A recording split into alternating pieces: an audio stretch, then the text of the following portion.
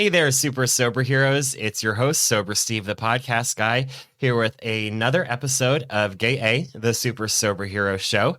I am happy to clock in today with 1,026 days of continuous sobriety, one day at a time.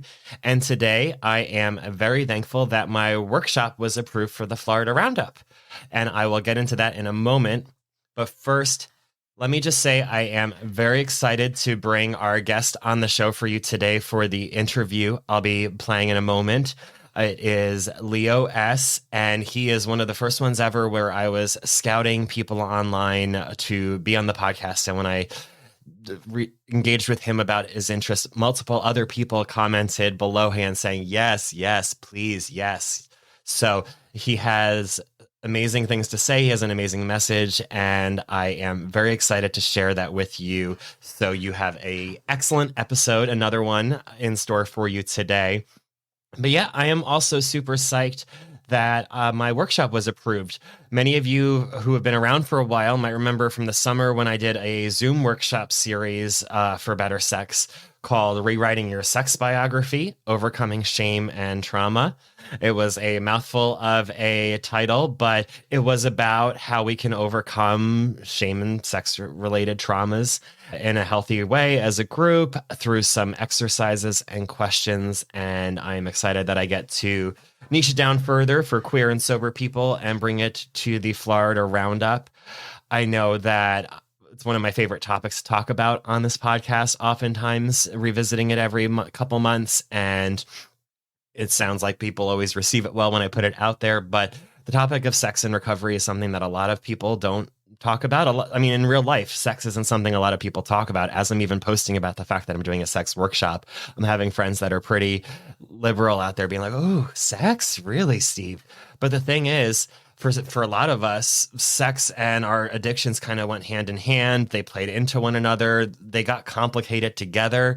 And so when we get sober, whether we're untangling from a drug that's heavily linked to sex, or even if it's just that we were messy drunk sluts like me, it's hard for you to like unpack it all. I remember even being married and at the time in a monogamous relationship with my husband, like when the first time we had sex when I was sober, it was a huge big deal. It was like I had it without drinking occasionally, but I was always at least a little bit stoned beforehand. And so after we had some time in my early sobriety for me to heal and we had our first time sober, it was awesome and awkward and uncomfortable and all the things that like needed work on to make it so that it got to the point that it was really good again and better than it's ever been, in fact. And there's a lot of things that I had to come over internally, as well as things that we had to work on as a couple. Most of it revolved around communication and actually talking about things rather than just making guesses and assumptions, which I think that sometimes even the strongest couples or the strongest people together can oftentimes default to if they aren't actively forcing themselves to have difficult, deep, hard conversations from time to time, especially about things like our bodies and what makes us happy and what makes us feel good.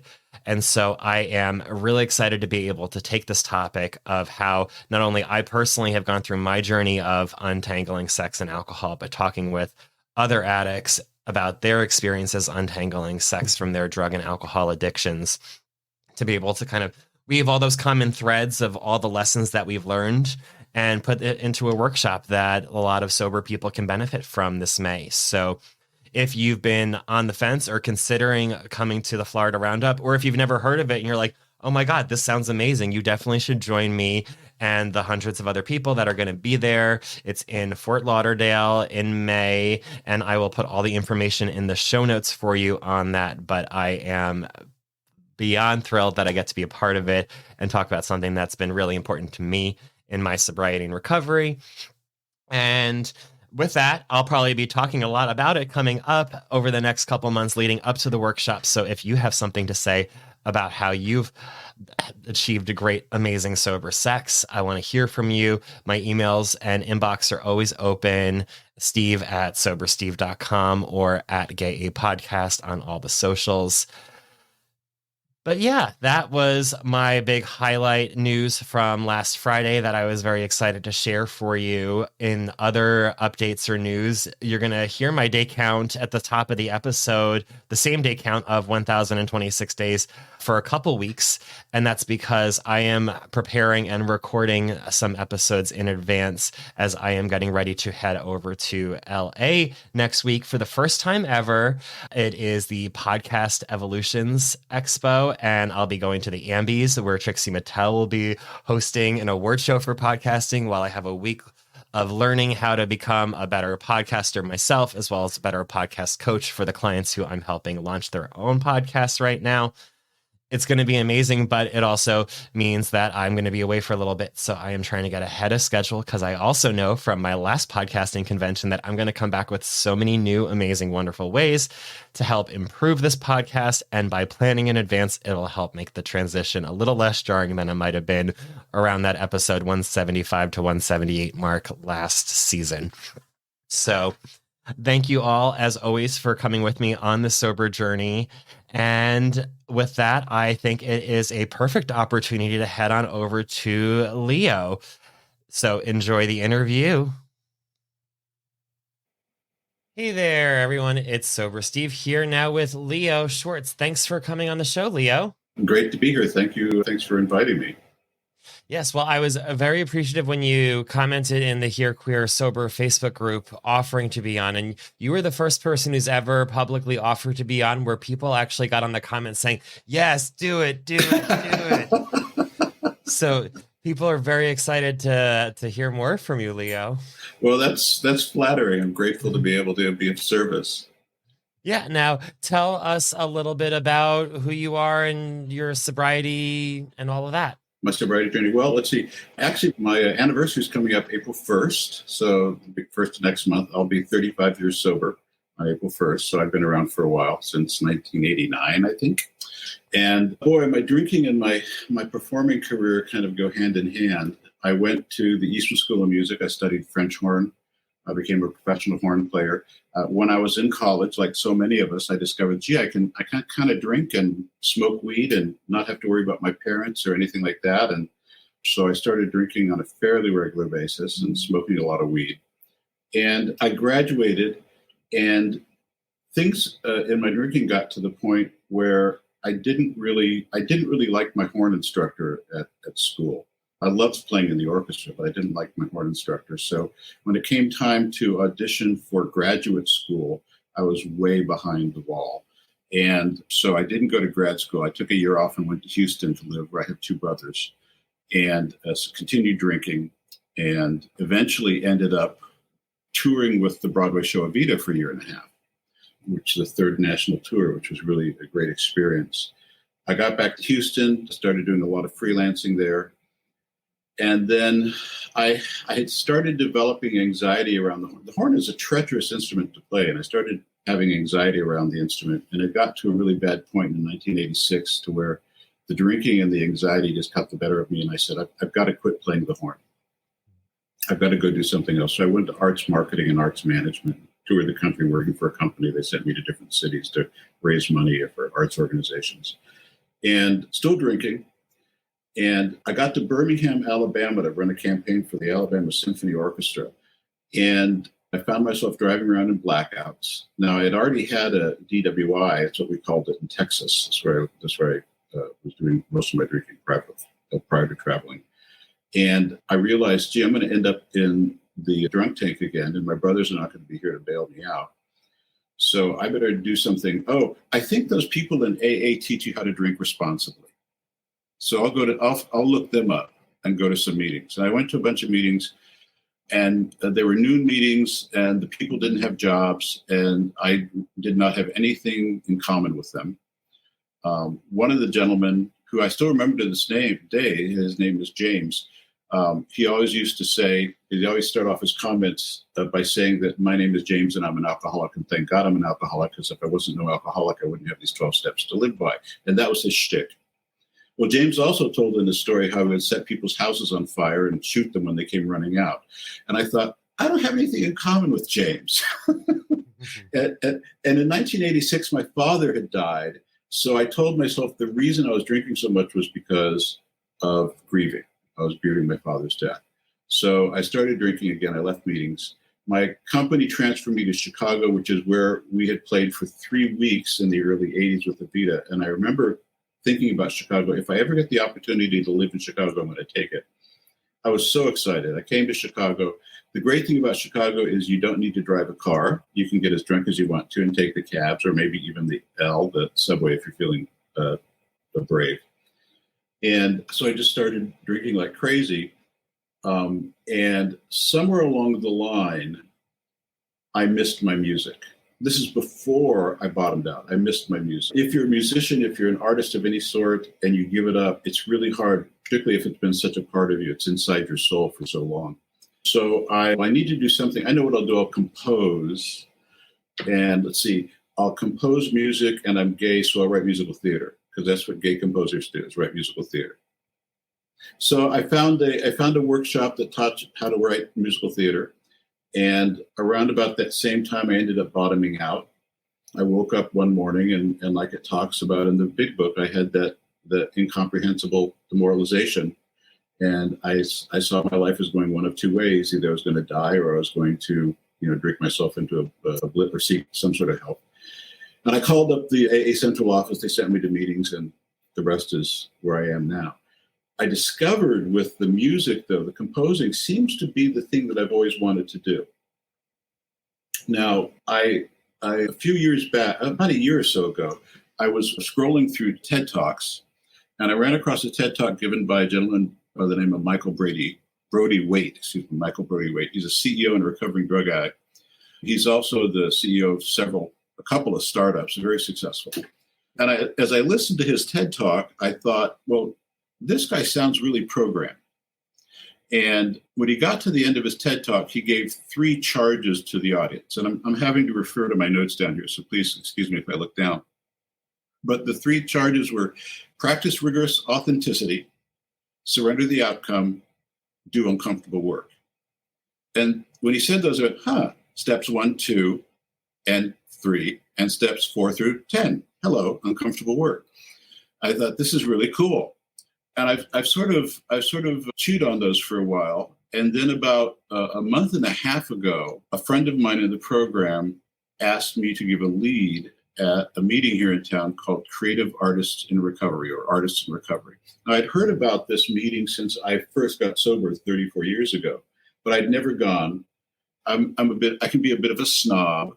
And I figured, are these going to be the people talking about paint by number and they can't blend their colors right? This is the stress that they're going to be going through. And Jean-Paul asked me to give a lead, and I said, okay, I'm going to do this with all the seriousness that I can. And I went in there and I listened to the comments from the people, and there were writers and there were painters and there were artists and a musician, and I thought, you know what, there's really something here that I can give to people. I can give back something, because I've gone through a huge creative process over the last several years in learning how to write and compose music. My day job, the job that keeps the beans on the table, is I'm a real estate instructor and a curriculum editor. I write coursework for the Chicago Association of Realtors, and I'm a very popular instructor. I've been doing that for at least 16, 17 years.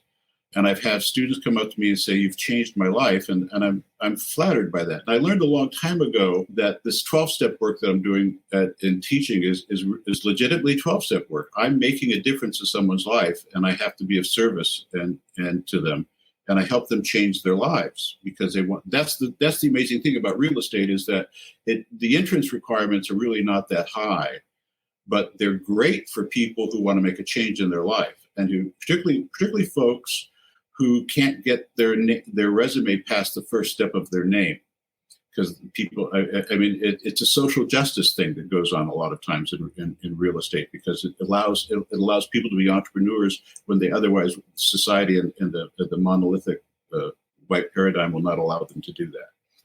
So I'm trying to be as helpful as I possibly can. And I listened to these folks in this meeting, and I thought, there's something here that I can offer. And I went back to Michael Brody Waite's 3 charges, and I thought, you know what, I should do a workshop on practicing rigorous authenticity and doing uncomfortable work. My own uncomfortable work as a composer was I've had a show off Broadway. I produced my own show off Broadway. It ran for 5.5 months. It took me 30 years to get to that point. And as I always tell my students, look, when should I have quit? When do you quit trying? And so you can wake up the next morning and go, gee, if I'd only tried one more day. I paid a lot of money to this producer in New York to mentor me. And the very first session we had, he said, I want you to produce your musical, The Book of Merman, Book of Merman, not Mormon, The Book of Merman, as in Ethel Merman. I want you to produce The Book of Merman off Broadway. And not knowing any better, I said, sure, okay. So I started raising the money and I produced The Book of Merman off Broadway. Then I wrote a musical. I've written a musical in 2010 about Emmett and Mamie Till, and I sent that to the New York Musical Festival. I've had musicals in Wales. I've had my music performed by gay choirs around the country and toured in Europe. So I've got a lot of exposure, and it's all push Leo up the hill. I mean, I wish somebody would come along. In fact, somebody just recently has come along and said, we want to help you get this to the next level. But usually it's me pushing up the hill like Sisyphus, and the rock always comes back down, unfortunately. So this doing uncomfortable work is really at the soul of what I do as a creative artist. And I hear a lot of other creative artists run through the same process. I mean, we know that the alcoholic is self-centered and self-absorbed. This we know. The book tells us this. We know this. Our sponsors tell us this. All selfishness is the problem, so forth and so on. Well, and that's not meant as a slight to the creative artist. I mean, we are in the business of taking the world in and filtering it through our experiences and our craft and creating something new, or trying to create something new. That's what we do. And we can't help but take the work personally because it is us. One of the things I learned at Eastman was for singers are their voice. I could say that the piano had a bad day, or the French horn had a bad day, or did something, but the voice is inside of you. It's the meat, and so singers are very much who they are. All right, and as a composer, I put this work out there, and I sit back and wait and see what happens, and I do a lot of revision. I have to do a lot of revision, but it's all very personal. So how do I get past that? Is one of the things that has become really challenging. And I think the first thing that I have to say is that the first answer to getting beyond that incredible sensitivity that we have is by relying on our process. Process is really, really important to creating art. Okay. And you can only get process by doing it. All right. I can't tell you how many people I know. I know one gentleman, a dear friend of mine, actually, is a very good writer, but he won't write. And I just tell him, you have to write on a daily basis. Even if you have nothing to write, you have to write on a daily basis, because otherwise you cannot develop process. And process becomes the thing that you rely on. It becomes your bread and butter, right? So you have to have process, gives us confidence. Another thing that is really, really helpful is craft. And craft you can only learn by doing. How craft manifests itself in different ways for different people. But for me, craft is knowing things like right now, I'm reworking a lyric for a show that I'm going to send to a theater out on the East Coast. And I know that if I switch my stanzas around, it's much easier to set up the rhyme. If I try to rhyme, it doesn't work as well as setting up the rhyme. It's like jokes. Writing a joke, the joke is in the setup, not the payoff. It depends on how good the setup is. So craft is knowing things like that. Craft is knowing that going to the sub-dominant lifts the score up. Craft is knowing that you need an extra measure at the end of the piece. Craft is knowing that you're good and it's going to be okay. One of the things, and I'm kind of jumping all over the place, one of the things that I think a lot of creative artists run into at the very start is what is called the internal editor. There's this wonderful book by Natalie Goldberg, who's a writer and a Buddhist, It's called Writing Down the Bones. It's a fantastic book. And about every page or page and a half is a lesson in itself. And in one of them, she deals with the internal editor. And this is the thing that gets most people away from writing on a daily basis, is that internal editor kicks in and says stuff like, you're incompetent, you don't know what you're doing, you're a fool, you're a fraud, you're a charlatan, all those wonderful little things that we tell ourselves. And her lesson, and I do this, I've done this, I don't have to do it so much anymore, but the lesson that she teaches is, when the internal editor starts speaking to you, you turn your entire focus on it and sit down and say, what do you have to tell me? Okay, I'm no good, I don't know how to write music, I'm incompetent, I'm a fraud, I'm a charlatan, and I just start typing all this stuff out in Word. And what? Tell me more. Come on, you've got more to say. I know you do. You bitch. Come on, tell me what you need to know. And we just keep writing it down. And eventually, the internal editor starts drying up. And when it gets to its very end, then it's my turn to turn to the internal editor and say, are you done? Are you through? Then shut the fuck up and leave me alone. I've got work to do. Doing this enables me to write on a regular basis. Doing this when I'm stuck. It's like I was hitting the internal editor earlier this evening working on this lyric, and I didn't think to do it, but I did. Now that I'm talking about it, I realize I need to go back to the lyric and really kind of refinesse it. But it just works so well. And the other thing that we all have to agree on, and this is something that I think is not said enough, first drafts suck. There is no way that you should gauge your creativity based on a first draft. A first draft is nothing but getting all the manure out on the field, getting it all out on the field so you can spread it around. That's all first drafts are, all right? What makes the difference between a first draft and a really good product is the craft and the process that you rely on, is going in and finessing it, you know? And the other thing is, this is really key, I think, too, is we have to find somebody to trust to run our work by. I not only compose music and write lyrics, but I also write the book sometimes. And in the case of Till, in the case of Book of Merman, I'm the co-writer of the book. I started writing off both all by myself. And then I brought in my writing partner, DC Cathro, to help me with it, because there were things, he's such a brilliant playwright. There are things that I knew that he could do that I couldn't. And so now it's a joint effort. But we're always throwing our work back and forth to each other to get insight. And then we've got to get it up in front of an audience to see how they respond. I've got to give something that I've written over to someone else to read to see if they get it or not. I'm taking a writing course right now, an online course with The Economist, a business writing course. And you really need an editor. Every writer needs an editor. You cannot write in a basement. You can't compose by yourself. It doesn't do any good to do that. All right. Let's see, what else do I got?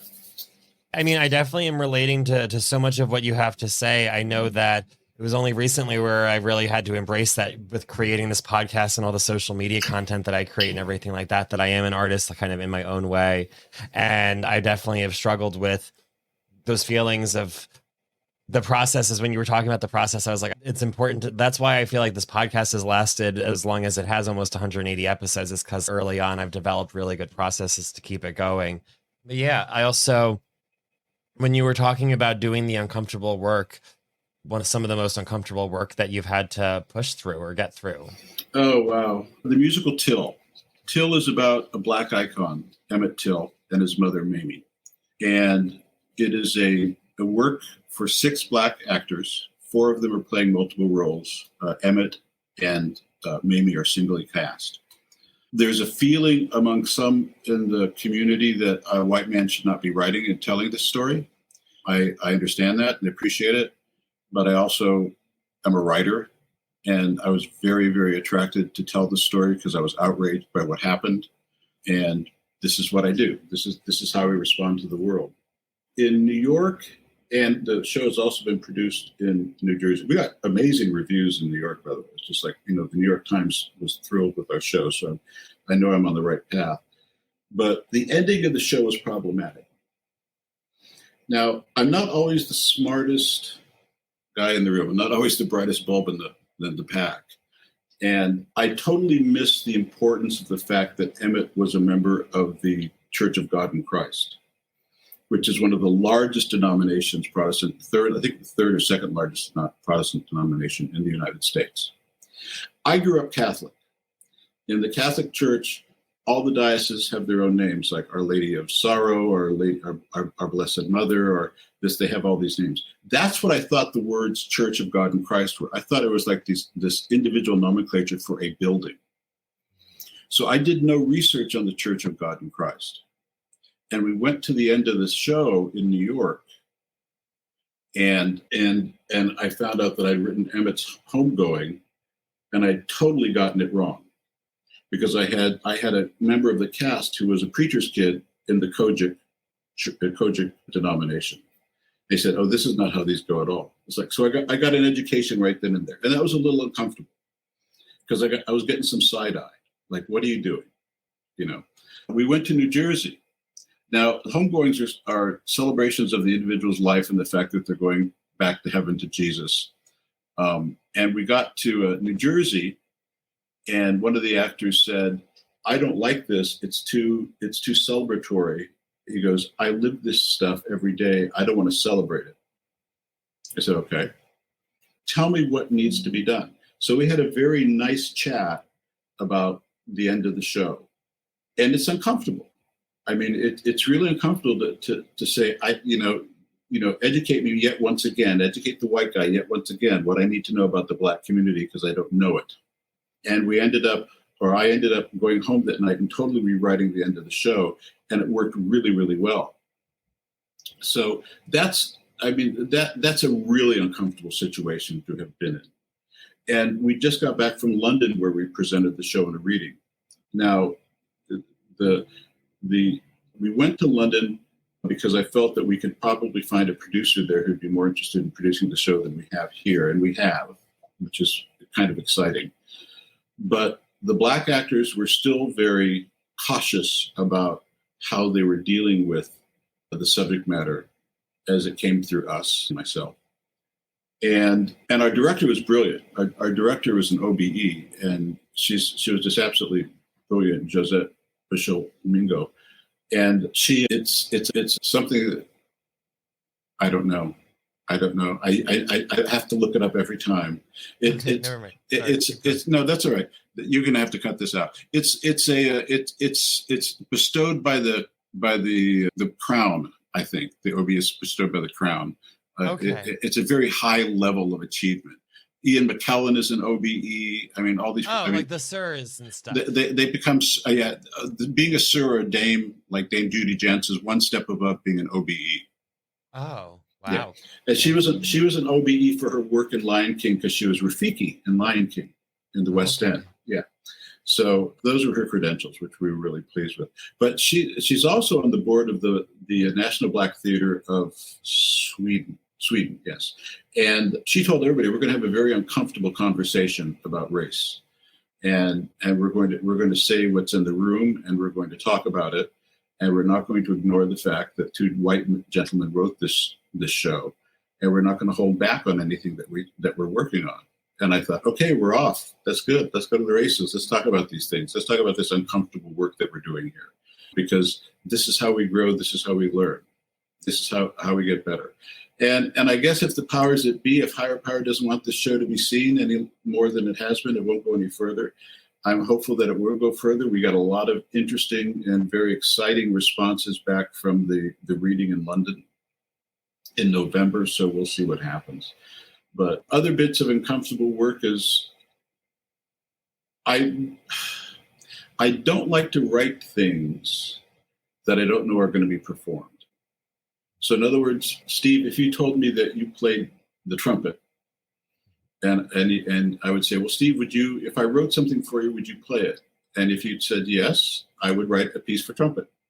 So I'm very much I'm very much a free market composer. It's just like I will go to wherever the work is, But it's people ask me, why don't you write opera? Why don't you write symphonies? It's like, because I have enough collecting dust in my house. I don't need anything else just sitting around, So that's kind of uncomfortable work. But I think that the main part of uncomfortable work for me is just the regular struggle of it.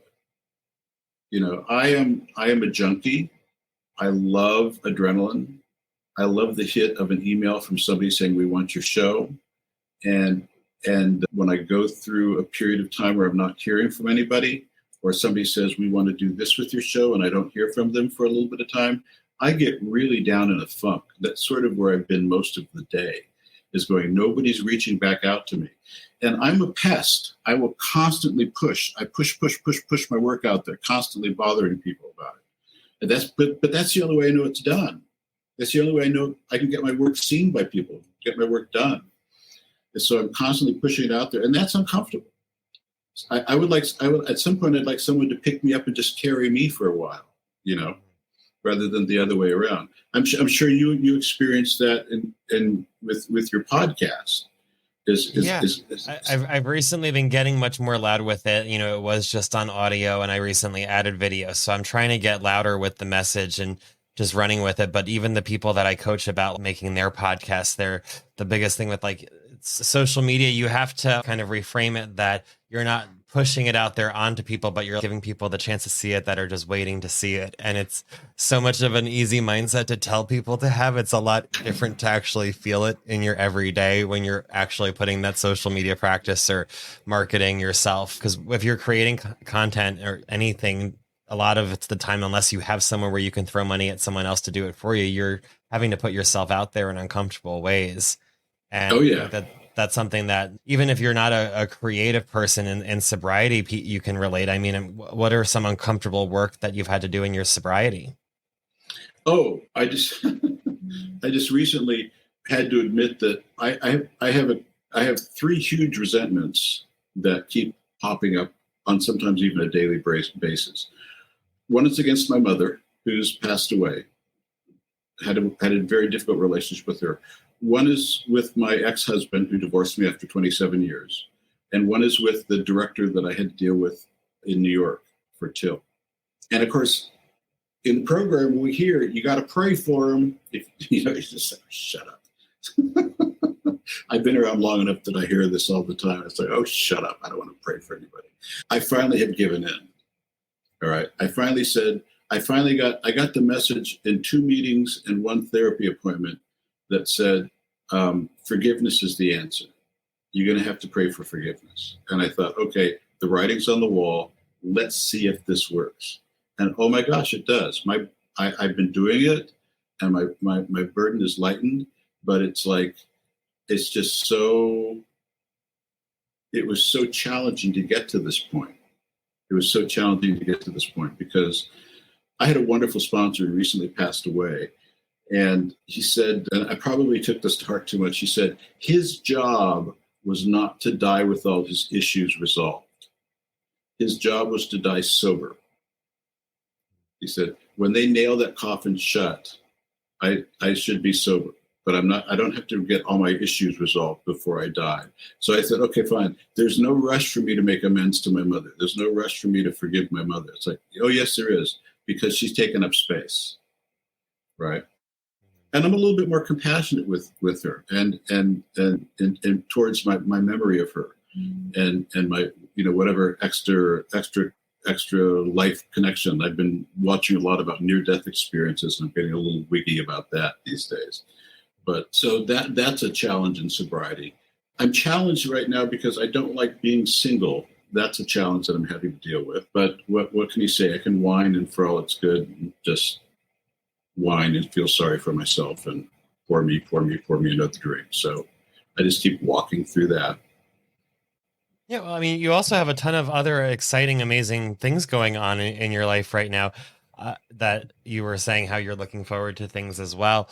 What is something you're looking forward to in your recovery? I'm really looking forward to hopefully being able to put this topic of conversation of doing uncomfortable work, the creative artist in recovery, putting it together into a workshop. Yeah, I want to do a workshop of it, and it'll be much more focused on what I've been talking about here, but I want to do a workshop of it in the Chicago roundup, which is coming up. While we've been sitting here, I just saw an email flash from Miami, the Miami roundup, saying that reaching out to me about it. So I want to be able to do this because I think it'll be really helpful to people. Oh, extraordinarily. I know that, the idea of doing uncomfortable work for creative artists, a lot of the people that I've talked to in early recovery that do creative work, almost one of their obstacles or barriers from entering recovery was that they wouldn't be able to be creative. And even in their early recovery, one of the biggest struggles is getting in touch with their creative side again. So, I mean, especially with people early in recovery, what kind of advice would you have with them and how to rekindle or get familiar with their creative side again? Well, I think that, first of all, you're not alone, because even in Bill's story, Bill says that men of genius created their best ideas in when they're intoxicated. That's what he's trying to convince Lois of, the fact that he's drinking so much. I think that the first thing I would encourage them to do is you have to sit down and try, and to give them the exercise of working with the internal editor, because you're really working with that critic in your head. And sometimes a critic can be very helpful, but in the case of it being as dismissive as it usually is, it's not. But the first thing is just to do it. You've got to get on the bike and ride it. That's the only way to do it. I'm always amazed to see people in recovery who had a skill. Like, there's a guy in my home group who studied piano. And he mentioned this finally in a meeting. He said, I'm starting to take piano lessons again. And he's in like month 6 or 7 of sobriety of the program. And I went up to him after the meeting. I said, so what are you working on? And he says, well, I'm working on the Beethoven C minor variations, and I'm working on this piece by Chopin and this piece by Debussy. And I looked at him and I said, so you got chops. If you're doing the 32 variations on C minor, you got some chops. He says, oh yeah, I've got chops. I just let them get out of my control, So I think it's just getting back on the bike and doing it. And I think having a support group probably helps. Just somebody to talk to about it. When I first started composing, people knew me as a real estate agent. They didn't know me as a composer. And I got this intense sense when I would talk about this to people after meetings and before meetings. They'd go, oh, isn't it cute? Leo has a hobby. It's like, no, this is me. This is who I am. This is my soul here. This is not something that's cute and precious and something I can lock away in the garage on the weekends. This is something that's very serious that I approach on a daily basis. And I think finding somebody who will listen to you with the gravity that you need, that, yeah, you indeed are trying to be an artist and what that means. I've known a few, and, it's just one of those things. I think you just got to get on your bike and do it. And you've got to get the right support network around you. Yeah, I think that's excellent advice. And do you have any other advice you'd like to give now on uncomfortable work for creative artists, or are you going to save it for some of the workshops? Let's see. Let me check once through. Yeah, I'm actually going to, let me share this with you. Stephen Sondheim wrote a musical called Sunday in the Park. And lots of people know that show. It's a terrific exploration of artistic angst and just how do you break through, and once you break through, how do you continue to break through, how do you keep producing? And it's really a show that's near and dear to my heart, and the ending always brings me to tears. But the very last song is called Move On, and there are a couple of lyric stanzas in there that I think are really important that I want to share, and then I'll quit talking. Stop worrying if your vision is new. Let others make that decision. They usually do. You keep moving on. Anything you do, let it come from you. Then it will be new. Give us more to see. And that just gives me goosebumps. Give us more to see. That just gives me goosebumps. That's he's talking to, actually what's happening at this point is the characters on stage are George and his girlfriend Dot from the first act. Actually, he's playing George. He's playing George, the great grandson of George Seurat, the painter. But at this point, he's talking to Dot, George Seurat's girlfriend. What he's really doing is having an internal dialogue with himself. That Dot's manifesting his subconscious, and just give us more to see. Right? Just do it. Yeah, That's excellent advice. And what a great way to close for now. The door is always open. I look forward to having you back for topic episodes down the road, hopefully. But in the meantime, if people wanted to follow you online so that they can see when you're going to be doing these things at different roundups or how to get in touch with you, how could they do that? Oh, good question. I have a website, leoschwartz.com, SCH, oh yes, what's right there, leoschwartz.com. And also, I'm pretty good with Facebook. I like chatting with people on Facebook as long as they're not catfish. I'm absolutely fine with that. I don't think any of my listeners are catfish, so reach out to Leo. He's been great to chat with, but leading up to this, and it was great getting to know you on this deeper level. So thank you so much, Leo. Oh, I'm so grateful that you had me on, Steve. Thank you so much. Excellent. And back to the show. Hey there, Super Sober Heroes. Thank you so much for listening to another great episode of Gay A, this Super Soberhero Show. I hope you enjoyed hearing from Leo. It was a pleasure getting to hear from him and soak up all his experience, strength, and hope. So I hope you enjoyed it as well. Make sure that you have left us a rating wherever you listen. If you haven't already, 5-star ratings are huge for podcasters. It's how podcast apps know that you like us so that they know to show us to other people.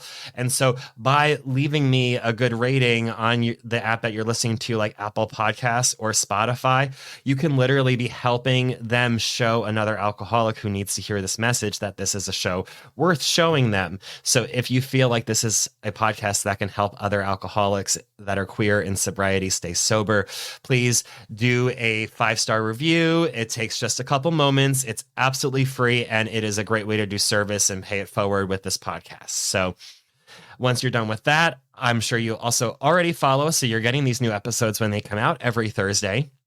And until next time, stay sober, friends.